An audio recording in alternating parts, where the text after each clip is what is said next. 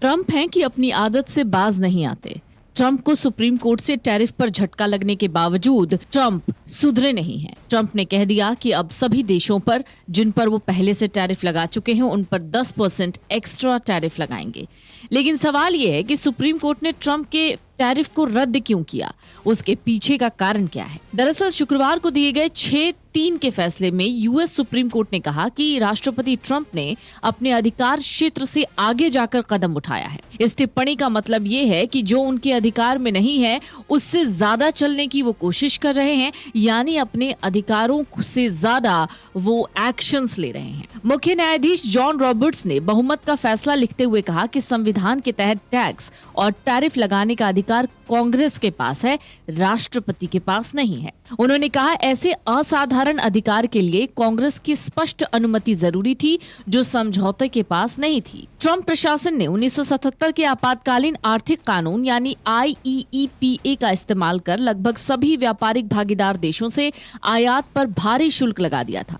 इसमें सहयोगी देश कनाडा से लेकर भारत तक शामिल थे। भारत पर हाल तक तो 50% टैरिफ लागू था, जिसे छोड़े व्यापार समझौते के बाद निर्देशों में 25% किया गया और आगे 18% करने की योजना थी। कोर्ट ने कहा ये कानून मूल रूप से दुश्मन देशों पर प्रतिबंध या संपत्ति फ्रीज करने के लिए बनाया गया था, न कि इसके अपने इस्तेमाल के लिए, यानी न कि व्यापक व्यापार कर लगाने के लिए। इस फैसले को 12 अमेरिकी राज्यों और कई कंपनियों ने चुनौती दी थी, जिन्होंने इसे सत्ता का अप्रत्याशित दुरुपयोग कहा।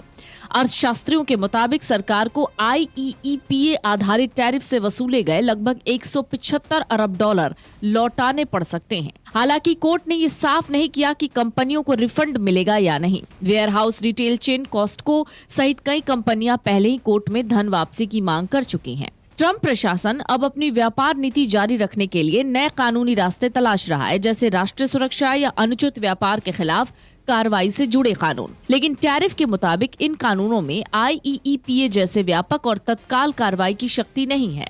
अब ऐसे में सवाल उठता है कि क्या टैरिफ से जुटाए गए पैसे अब देशों को वापस करने होंगे। कोर्ट के आदेश से ट्रंप के सभी टैरिफ खत्म नहीं हुए हैं। स्टील और एल्यूमिनियम पर लगाए गए टैरिफ अलग कानूनों के तहत लगाए गए थे, इसलिए फिलहाल वो बरकरार रहेंगे। अमेरिकी राष्ट्रपति डोनाल्ड ट्रंप ने अप्रैल 2025 में नेशनल सिक्योरिटी का हवाला देते हुए दुनिया के कई देशों से आने वाले सामान पर भारी भरकम टैरिफ लगा दिया था। सुप्रीम कोर्ट ने ट्रंप प्रशासन को फटकारते हुए कहा कि अमेरिका दुनिया के हर देश के साथ युद्ध की स्थिति में नहीं है। ट्रंप ने 2 तरीके का टैरिफ लगाया। पहला रेसिप्रोकल टैरिफ, इसमें चीन पर 34 और बाकी दुनिया के लिए 10% बेस लाइन टैरिफ तय किया था। कोर्ट के फैसले के बाद ये टैरिफ अमान्य हो गए हैं।